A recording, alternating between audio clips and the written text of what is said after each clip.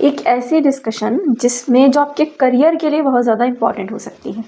जैसे कि देखिए, जब भी आप कोई भी कॉम्पिटिटिव एग्ज़ाम देते हैं, है ना, तो सबसे ज़्यादा ज़रूरी होता है कि आप एक बैकअप प्लान ज़रूर लेके चलें। कितनी इम्पोर्टेंस रखता है ये बैकअप प्लान और हमें किस टाइप का बैकअप प्लान रखना चाहिए। ठीक है, आज की इस वीडियो में ना हम लोग यही डिस्कस करने वाले हैं।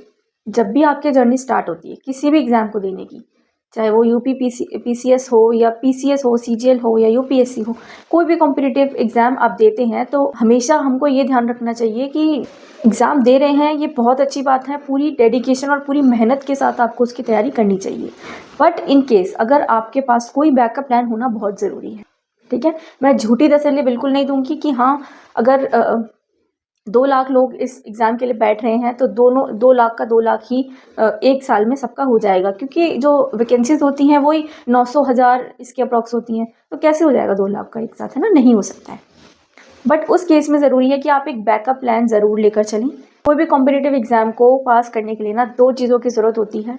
ऑब्वियसली एक मेहनत और एक भाग्य ज़रूर होना चाहिए, है ना। अगर मैं आपसे कहूँ कि मेहनत पे ही सब कुछ डिपेंड है तो ऐसा नहीं है, ये मैं आपको झूठी तसल्ली समझ लीजिए, एक झूठी तसल्ली हो गई, है ना, ऐसा नहीं होता है।